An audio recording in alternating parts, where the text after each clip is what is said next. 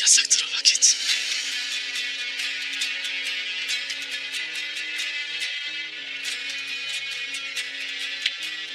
Buyruk beyim. Senindir.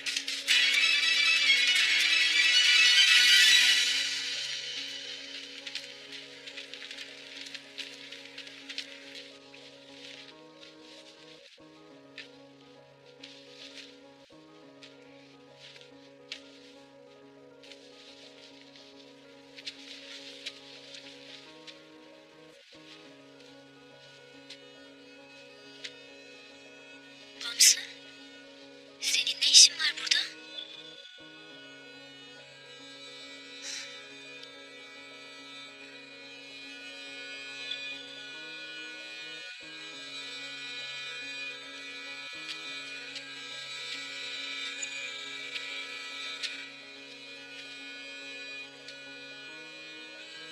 Bamsı, bir şey mi oldu?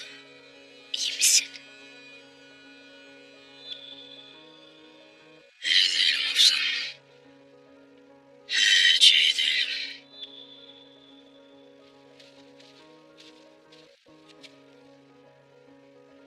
Ne oldu ki? Ablar otağda, sen neden buradasın? Benim orada yerim yok Eder. Bu nasıl kelamdır Bamsı? Sen altbaşı değil misin? Ablar oradayken senin de orada olman gerekmez mi? Hafsam. Gayrı ben. Altbaşı değilimdir.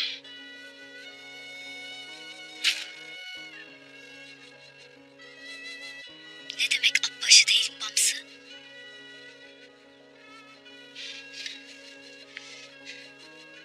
Ertuğrul Bey'im beni vazifeden vazgeçmiştir.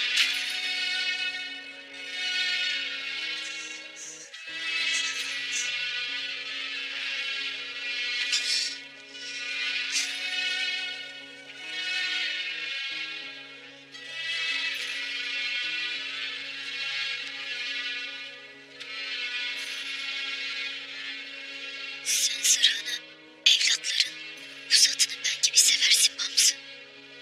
Beyimiz neden böyle bir şey yaptı? Benim bir kastım yok idi. Beyimiz yerimde kal dediydi. Lakin nökerler atlara doğru gidince bir fenalık etmesinler diye ben de peşlerinden seyirttim. Ertuğrul Beyimiz buyruğa itaatsizlik affedilmez dedi. Ben de pusatlarımı bıraktım. Geldim. Bamsı, senin bu yaptığına hata bile denmez.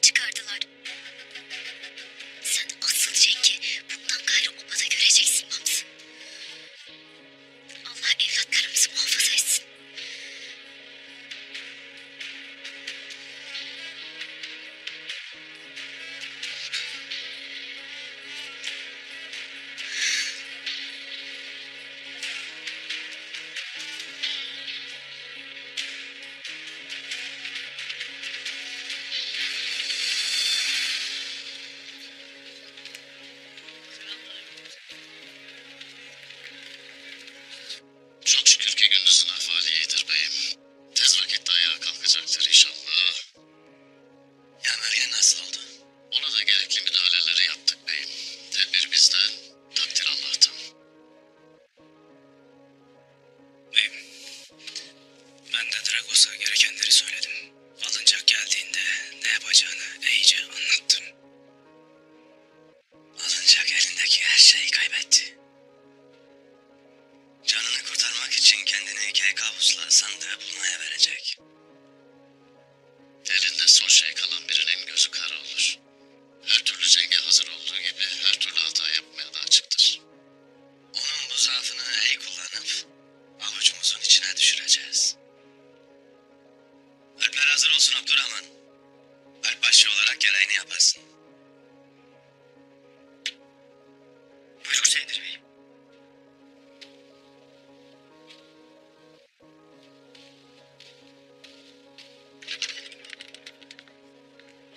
Beyim. Buyruk senindir lakin Hamsi'ye alp başlıktan azletmen ona çok ağır gelecektir. Hayatta bir bey için en ağır ve en mühim karar nedir bilir misin Turgut Bey? Adalet. Adalet yeri geldiğinde göz bebeği olan adamının bile gözünün yaşına bakmamayı gerektirir.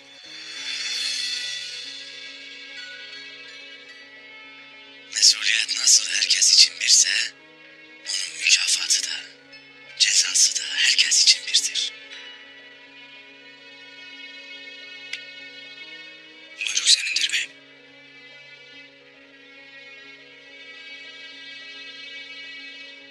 Şimdi meselemiz alıncakla Albastı'dır. Bir kere elimizden kurtuldular. İkincisine müsaade etmeyeceğiz Turgut. Şimdi yemin kokusunu verip onu kafese çekeceğiz. O vakit kim av, kim avcı görecek?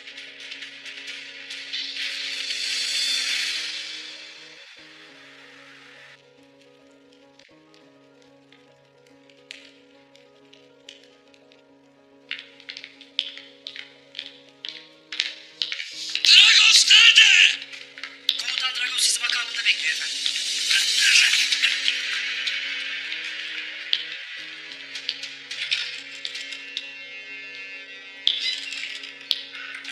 Hoş geldiniz komutan alınacak. Dostluğumuzu kutlamak için sizi davet edecektim. Madem siz geldiniz, buyurun oturun. Buraya intikam aşı yemeye, kan içmeye geldim. Önce oturun isterseniz. Bir şeyler için. Bu sizi sakinleştirecektir.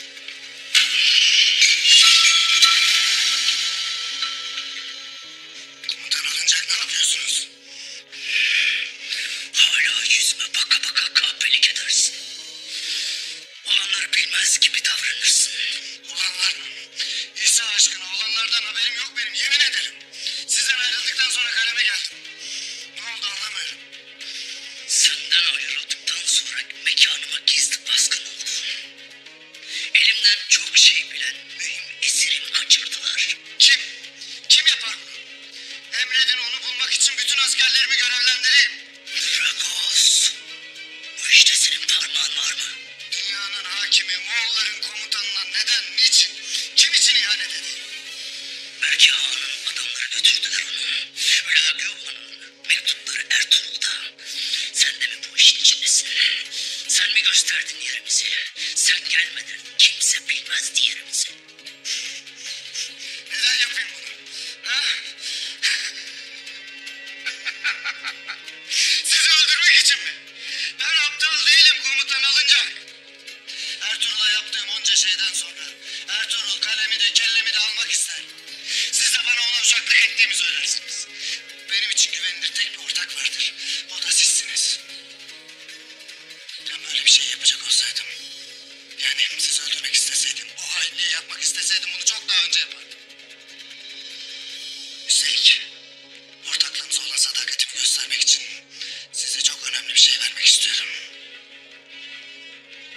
Neymiş o? Handaki casusum. Bunu zaten alacağım senden.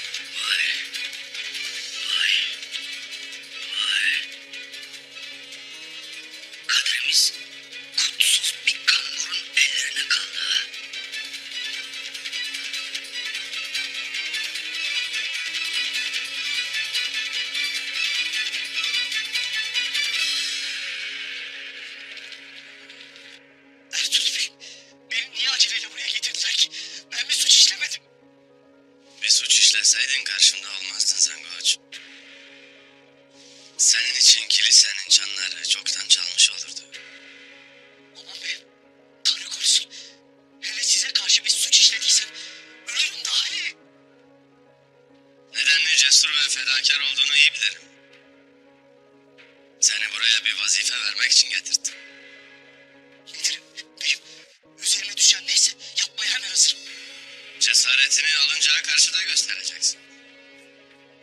Nasıl? Alınacak mı? Alıncağa yamulacaksın.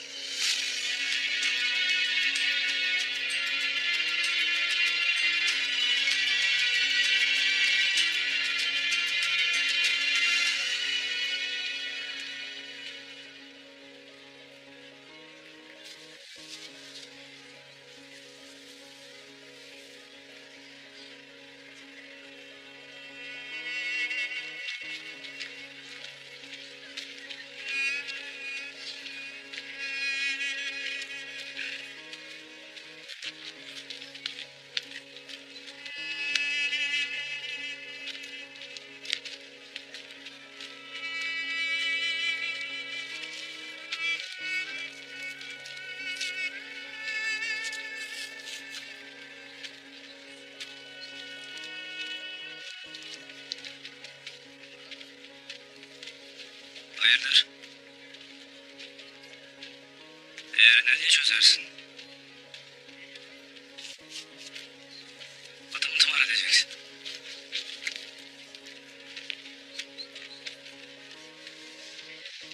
Buyur kardeş.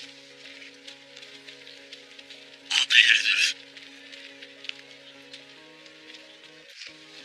Gayrı buna gerek yok yeter. Kardeş. Beni eğri bırakasın da. Evvela kendine bir dizgin vurasın. İçinin yangını gözlerinde malum olur. Sen bir yanarsan ben 100 yanarım. Lakin bu da dilecek evelallah. Vakti gelen de benim de seni affedecektir. Ya ben kendimi nasıl affedeceğim kardeş? Benim buyruğumu yerine getiremedim. Vazifemi yapamadım. Ben kendimi nasıl affedeceğim kardeş? Diyesene. Kardeş. Bak hele. Ben de alpaşılığı ettim. Sen de. Yiğidin ağası düştüğünde kalkmasını bilendir. Bunu en iyi senin bilmen gerek. Hem beyim alpaşılığı senden almıştır. Sen ne diye alplikten feragat edersin? Kardeş, içine düştüğüm durum beni yer bitirir. Dağları yıkamam kardeş. Yerleri delemem. Kimseye bir laf edemem kardeş. Bırakasın da ben kendime kısayım. Kendime kısayım kardeş, bırakasın.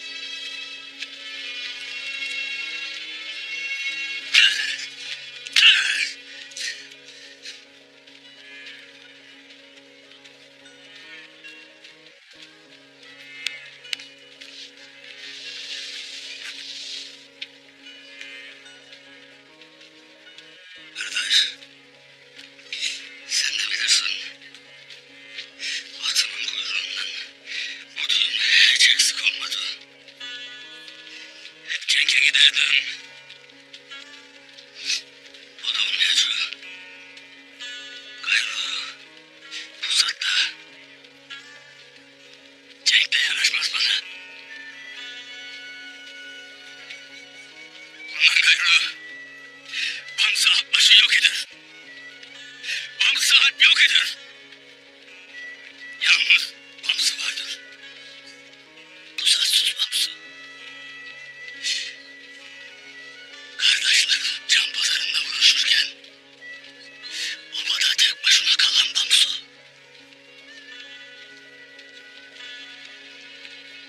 Gayrı altlığı hak etmeyen Bamsı.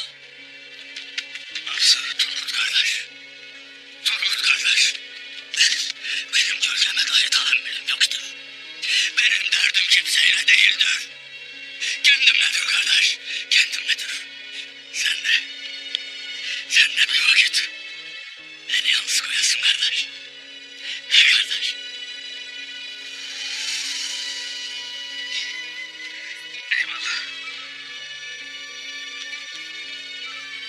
Eyvallah kardeşim.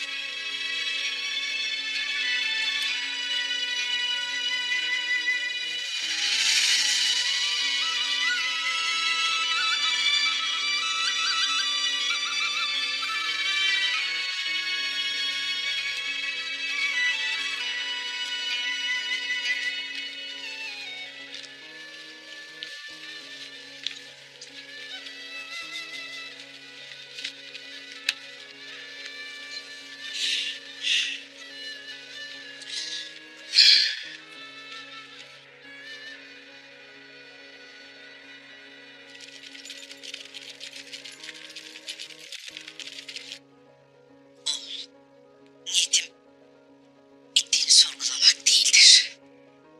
Lakin Bamsı'yı vazifeden azletmen kaygılandırır beni. Endişe ettiğin husus nedir ana?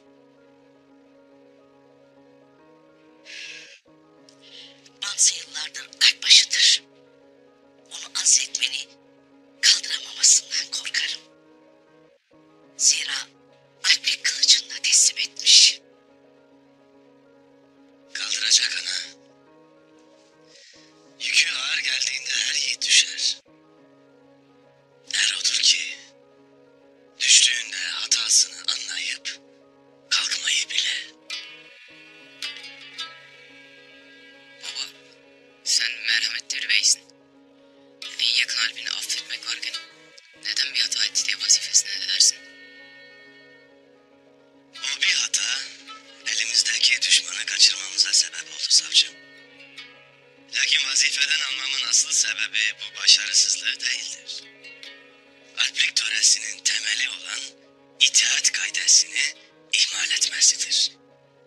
Zira değil cenkte, avda dahi olsa itaat şarttır. Konuşup bir daha yapma deseydin olmaz mıydı baba? İtaatsizliğin cezası sözle verilmez Osman. Ödenmeyen bedellerden yeni hatalar doğar. Bir lasa olsun aklınızdan çıkarmayasınız. Zaferin ve kudretli bir beyliğin harcı itaatle karılır. İki yanı uçurum olan sarp bir yokuştan geçeriz. En ufak bir dalgınlık, gösterilecek en küçük bir gaflet, büyük felaketler doğurur. En iyi oba, herkesin vazifesini kusursuz yaptığı obadır. En üstün şuur da vazife şuurudur. Bu da ancak buyruklara tam itaatle olur. Anlaşıldı mı? Eyvallah baba. Eyvallah beyim.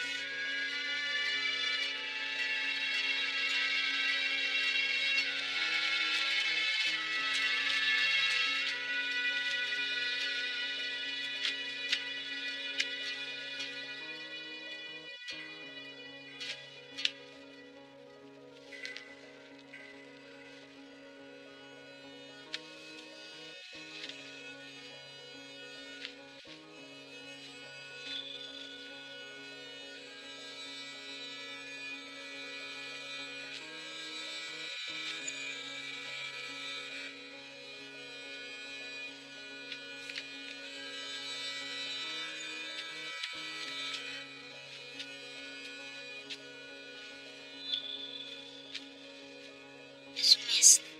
Sen üzülünce biz daha çok üzülürüz baba.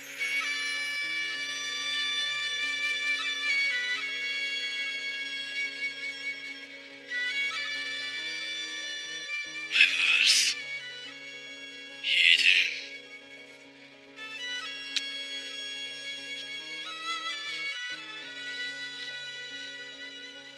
Aybars doğru der baba. Biz seni böyle içine kapanık, durgun görmeye alışkın değiliz.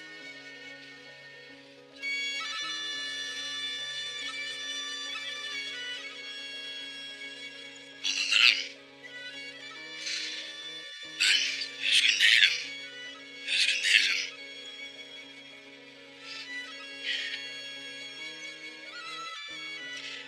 Azıcık dalgınım. O kadar. Ay parçam. nasıl etmiyorsunuz? Babada alt denince sen akla gelirsin baba. Üzmeyesin kendini böyle. Hem madem vazifeden alındın, bana altlık öğretirsin olmaz mı?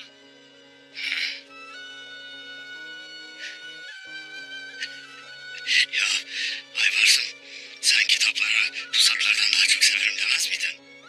Ben ki yiğitler yiğidi Bamsı Alp'ın oğluyum. Kitabı da severim lakin yeri geldi mi pusat dokuşanırım.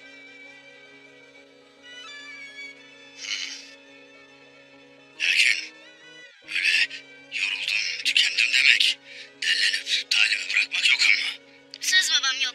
Sana layık bir alp olmak için yarından itibaren başlarız. İyi o vakit. Bak, alt kişi zinde ve pek olsa gerek. O vakit şimdi istirahat vaktidir. Şimdi yatasınız. Sabahleyin şafakla birlikte ok gibi döşeklerden fırlayıp kalkasınız. Değil mi? Buyruğu senindir baba. İyi, iyi. Hadi o vakit. Hadi o vakit döşeklere. Döşeklere haydi. Yatasınız.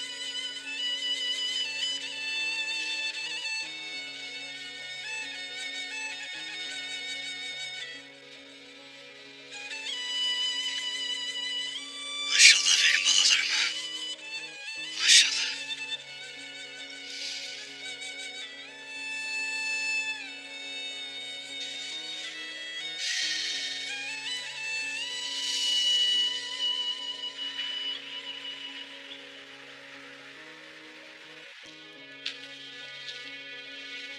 Ertuğrul'un oyunu çok tehlikeli efendim.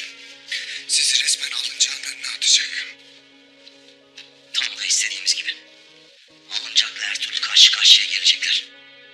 Ve bu uğurda her tehlike göze alınır Uranus. Ayrıca merak etme. Benim tehlikeli bir duruma düşeceğim yok. Birazdan nökerler gelecek. Sizi alıp alıncağa götürecekler.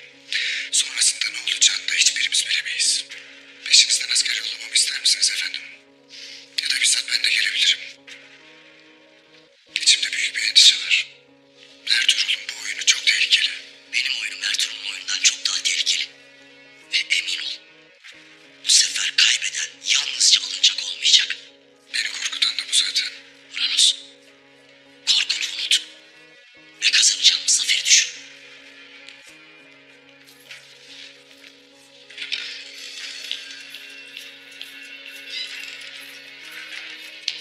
Efendim komutan alınacağın elçileri geldi. İçeri gelsinler.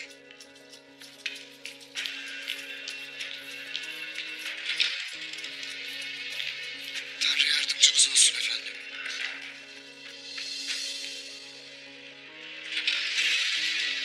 Efendi Dragos, beni nereye götürüyorlar? Beni bunlara teslim etmeyin. Bana bunu yapmayın. Yalvarırım beni teslim etmeyin bunların eline. Sangoç'u götürün. İsa aşkına, ben ne yaptım ki? İsa aşkına, bana beni tekrar bunları teslim etmeyin. Bana beni tekrar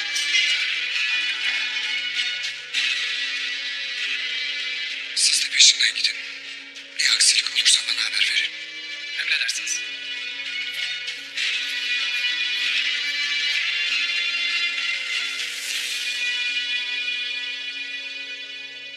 Dinlen hele yiğidim. Nasıl oldun, iyi misin? Evvel Allah'tan, sonra sizin sayenizde iyiyim beyim. Siz olmasaydınız, o zalimin elinde ölecektim. Ayaklarımı hissetmez gibiyim. Gayrı bu ayaklardan hayır gelir mi artık bey? Gereken neyse yaptık Mergen. Müsterih olasın. Bir vakit hissetmemen tabidir. Lakin yanıkların iyileşip de derin yenilenince sapasağlam ayakların olacak inşallah. Hem bu eziyeti başkası göreydi kül olmuştu. Ben alınacak soysuzuna demiştim. Senin ateşin beni çelik gibi sertleştirir diye. İnanmamıştı. Ulular boşuna senin gibi bir yiğidi buluttan yetiştirmediler aslanım. Bize ateş de gerek, çekiç de, örs de, çelik de gerek. Her birimiz bu vazifeleri yerine getireceğiz ki düşmana karşı yekpare bir kılıç gibi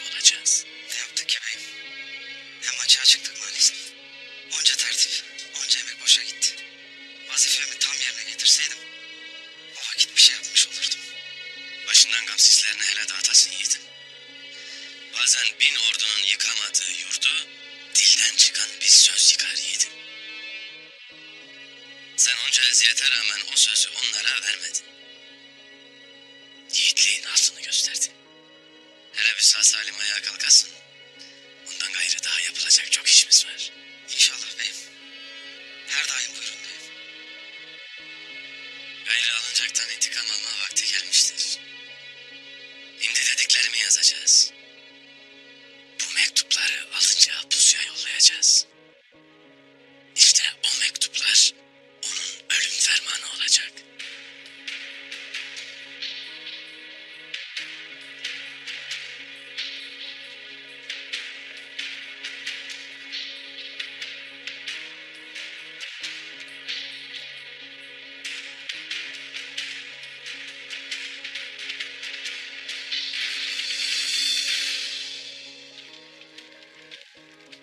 Benim Görplü bacım. Diyesin hele. Kaya obasında çıkaracağın yangının ilk kıvılcımını ateşleyebildin mi? Çok yakında dumanlı bizim obadan da görürüz ağabey. Hafsa'yı öyle bir hale getirdim ki Selcan'ın yüzünü bile görmek istemez.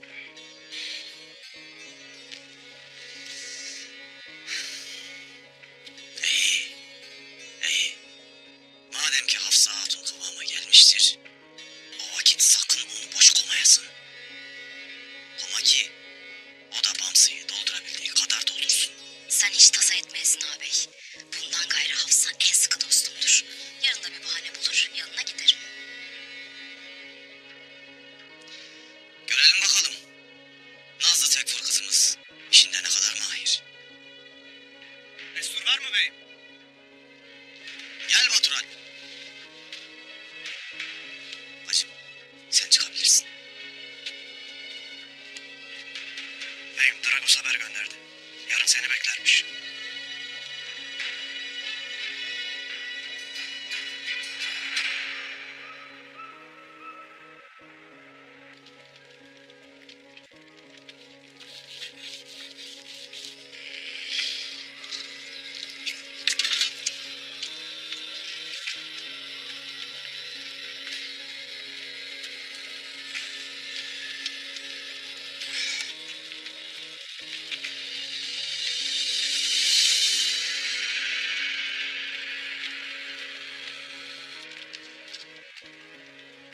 Komutan alacak. Zangoş geldi. Getirin.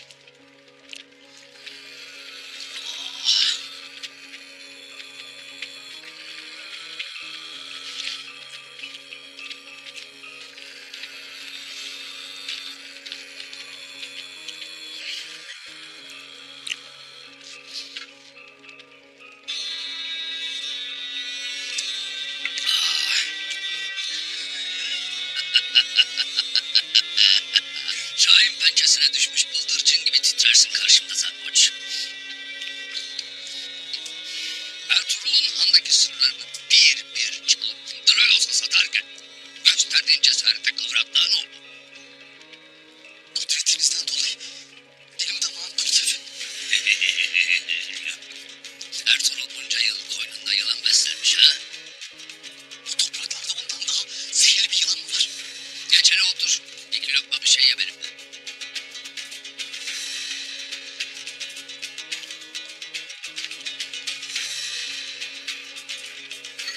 Bak bakalım beğenecek misin? Nurettin efendim çok lezzetli görünüyor. At yüreğe. Neyin yüreğini yersen onun ruhunu alırsın. Lakin sana küçükken tilki yüreği yedirmişler. O yüzden kurnaz olmuşsun. Şimdi at gibi kıvrak. Çevik ve hızlı olman gerek.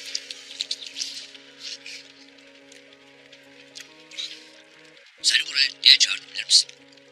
Efendim Dragos bir şey demedi. Komutan alınacak öl derse öl dedi. Bu kadar. Ölmeni değil, Ertuğrul'un elindeki mektupları isterim.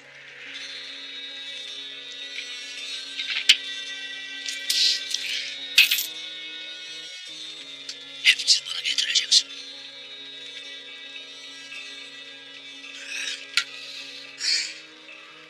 Al. At yüreğe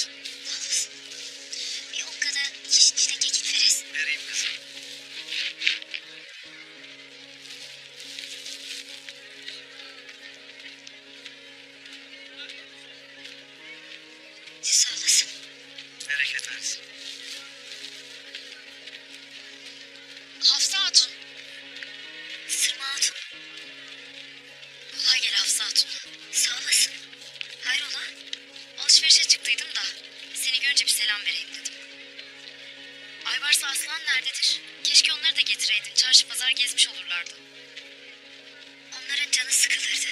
Mamsıyla talime gittiler. Mamsı Alp'e de helal olsun valla. O kadar vazifenin içinde çocuklarına vakit ayırır. Hem de gündüz göz. Mamsının gayrı vazifesi yoktur Sırma Hatun. Mamsı Alp Kayobası'nın Alpbaşı'dır Hafsa Hatun. Hiç vazifesi olmaz olur mu? Mamsı gayrı Alpbaşı değildir Sırma Hatun. Ertuğrul Bey onu vazifesinden azletti. Sen ne dersin Hafsa Hatun? Bu da nereden çıktı? Bir vuruşmada Ertuğrul Bey buyruğuna itaat etmedi diye azletti. Lakin Mamsı haklıdır. Vah vah vah. Bunlar iyice azıttı. At dediğin ecelle koyun kolunu yatar. Beyir gibi hata etmiş. Mamsı Alp gibi bir yiğidi dışlamakta ne olurmuş? Aklım almadı gitti Sırma Hatun. Kime ne diyeceğimi şaşırdım. Bir senin üstüne gelirler ve çocukların. Şimdi de Bamsı Alp. Bunlar iyice gözden çıkardı sizi. Bir de adaletten dem vurur durur. Adalet bunun neresinde Ertuğrul Bey? Yılların Alpbaşı'nın gözünü kırpmadan harcamakta ne olurmuş? Sen hiç tasa etmeyesin. Ben her daim yanındayım. Beylikse beylik, obaysa oba. Sizi sahipsiz bırakmam. Eksik olmayasın Sırma Hatun. Sağ olasın.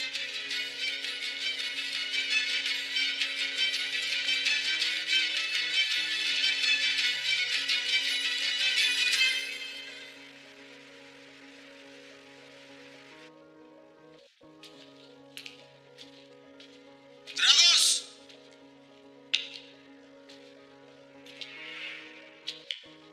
Dragos!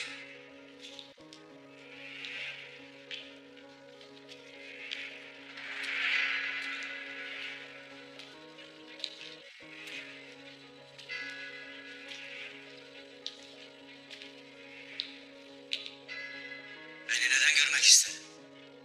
Benden ne istersin? İnşallah Ertuğrul'la ilgili iyi bir malumatın vardır.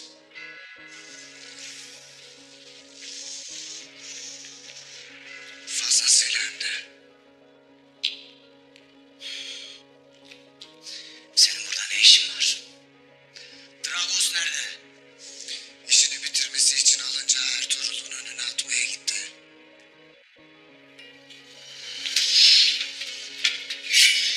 Siz benim ardımdan ne işler çevirirsiniz ha? Nasıl bir oyundur bu ha? Sakin ol Beybolat. İkimiz de istediğimizi alacağız. Sözlerimi sonuna kadar dinlemeye tahammül edersin. Komutan Dragos sana babanın katilini altın tepside sunmak için hayatını ortaya koydu. Hem de bugün.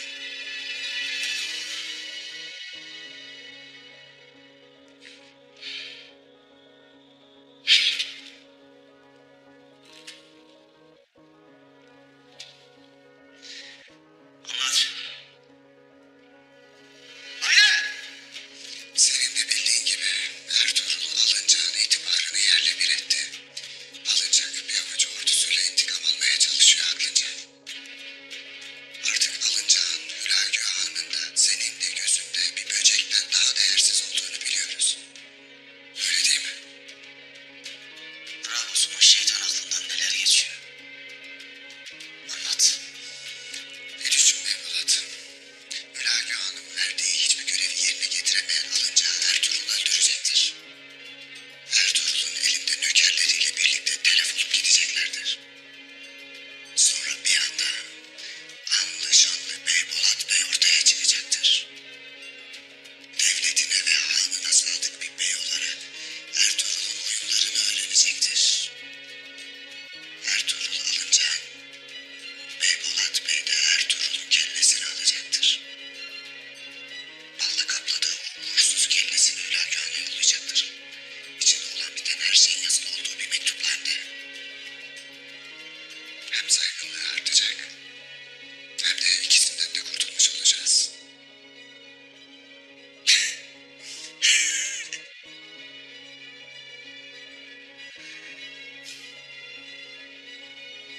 Yaşlarken hoş dersin ya. Sandığımdan daha akıllı çıktı bu Dragonos. Peki. Nasıl olacak bu iş? Ertuğrul alınacağın yerini nasıl belledi de ona tuzak kurdu? Burası da bizim sırrımız. Sana ikisini birden soyuyoruz.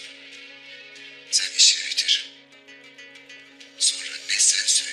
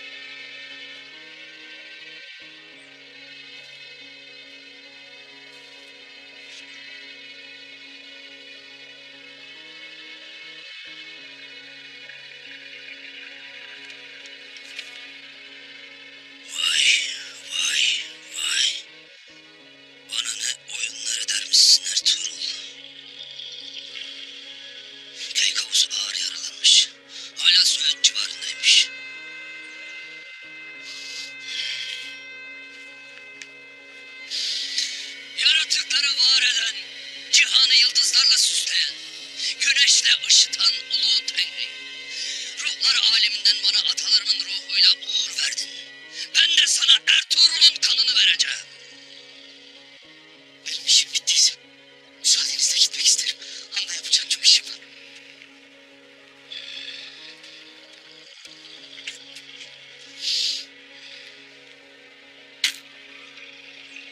Sağ olun efendim.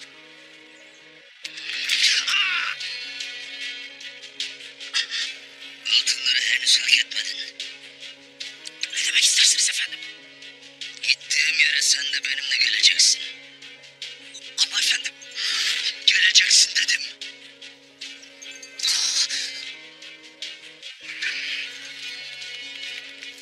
Bunun altından da bir oyun çıkarsa, bu kez senin kanını Erlik Han'a armağan ederim.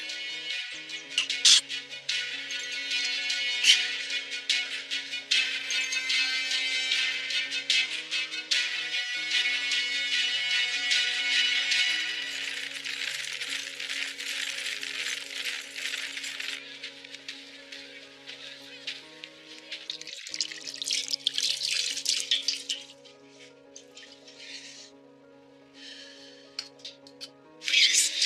Eyvallah hatun, eyvallah.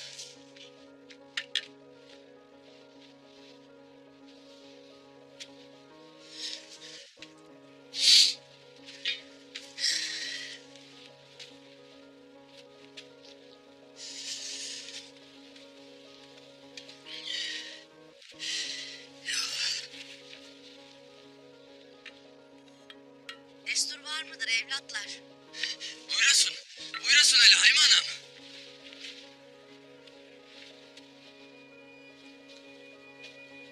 Hoş gelmişsin. Vakitsiz mi geldim?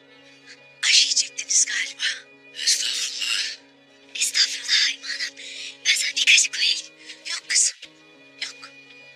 Senin aşına hayır demem. Lakin aç değilim. Ben Bamsı Alp'le bir iki kelam etmek isterim. Eyvallah anam. Şöyle buyurasın hele. Oturasın hele buyur.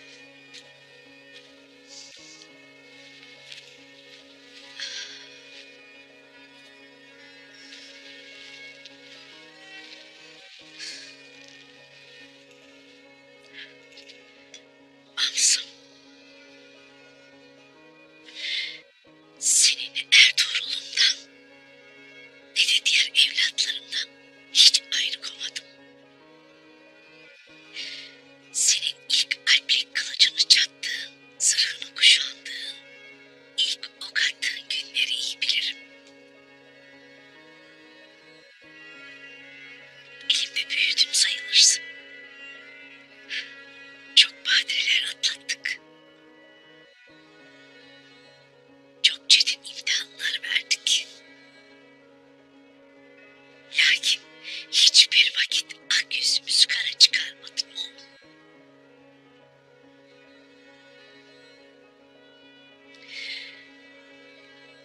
Artbaşlık vazifenden azledilmen en çok da beni üzmüştür. Eyvallah anam. Senin bana verdiğin emekleri ben inkar edemem.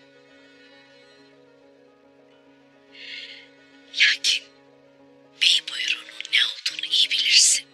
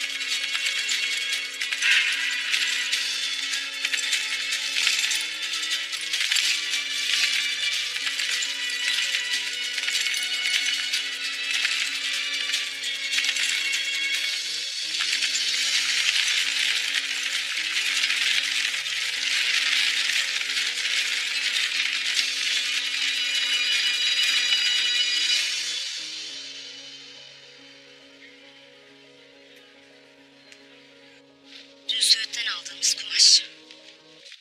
Hepimize birer elbise çıkar. Hafsa Hatun nasıl? Toparlayabilmiş mi kendini? Sen bu kumaşı benim çadıra götüresin Mekü. Faşisine Hanım.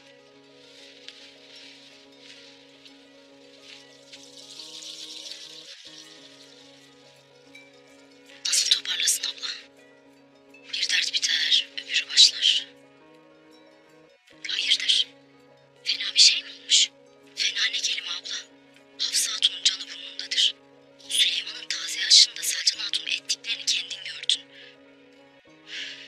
Şimdi de bağımsız halbe vazifeden almış Ertuğrul Bey. Anlayacağım bela geldi mi? Üst üste gelir işte. Ertuğrul Bey bağımsız harp başını neden vazifeden alsın ki? Girdikleri bir vuruşmada bağımsız harp hata etmiş. Ertuğrul Bey de sen nasıl yaparsın böyle deyip esmiş gürlemiş. Yaran vardır, hayırdır? Harplere talim yaptırırken ufak bir sıyrıldır. Ben hemen şifacıları çağırayım. Yemeğe gel hele lüzum yok. Sen de gördün. Hafsa Hatun'un canı dardaydı. Biz bütün yıkılmış. Ben ne edeceğim diye kara kara düşünür. Düşene elim satmak gerek bacım. Hafsa Hatun hakikatli bir kişidir. Onu yalnız koymamak gerek. Bilirim. Bilirim de Selcan Hatun üzerime gelir diye korkarım. Lakin elimden ne gelirse gayret edeceğim, yapacağım. Malum karşısındaki kişiler Beyotağ'ın ahalisidir.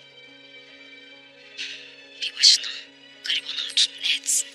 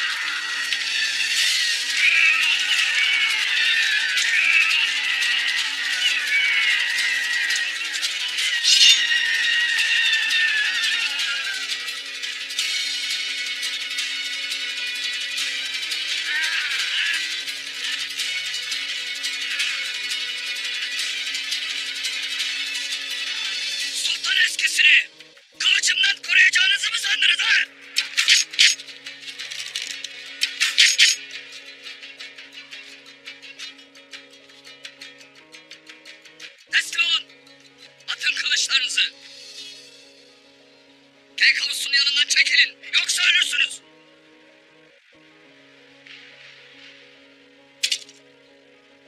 Siz de atın. Sultan eskisi için ölmeye değmez.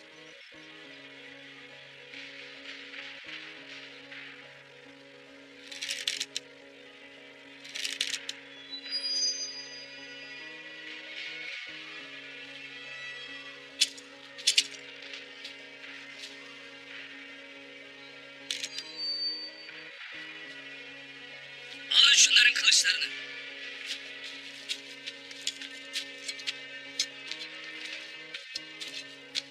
Zangoç! Nihayet işe yaradın ha. Sayende Keykavus'u yakaladın. Açıl.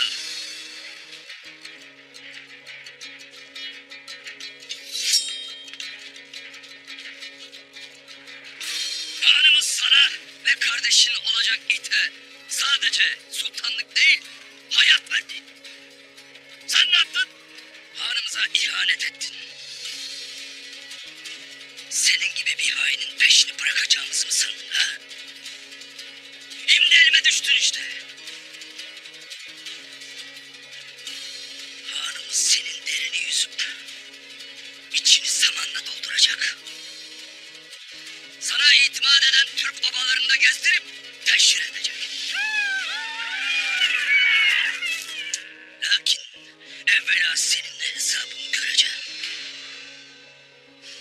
Nökerlerimi öldürmenin bedelini ödeteceğim. Hanımın yanına gidene kadar seni öldürmeyeceğim.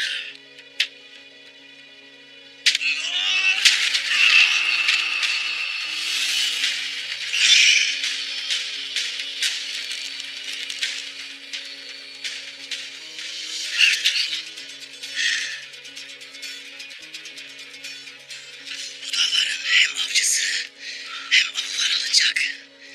Avcıyken av, başken leş olacaksın. Ertuğrul.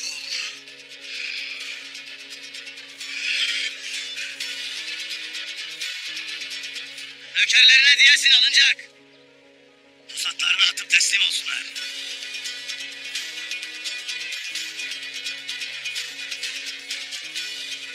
Gayrı ne benim gözümde ne de hanının gözünde zerrece değeri olmayan sefil bir komutansın. Hepsini öldürün. Lakin hep beraber beni öldürün. Düşman elinde esir olmaktansa ölmeyi yeğlerim. Haydi ne durursunuz? Saldırın.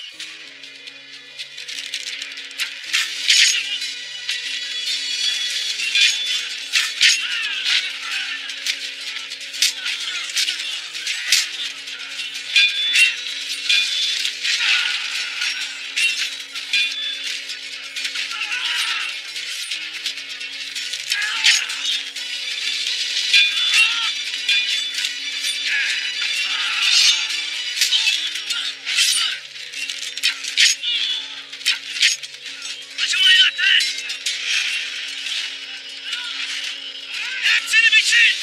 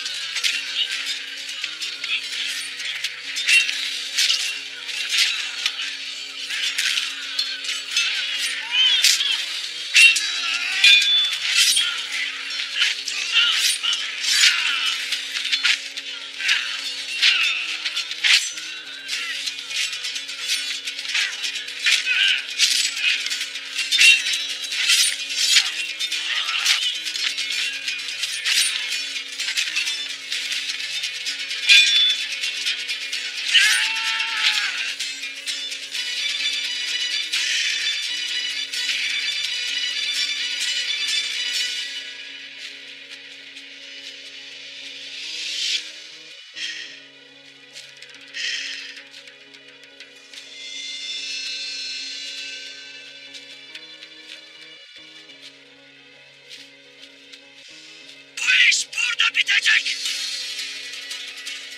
İkimizden biri ölecek. Gel bakalım soysuz it.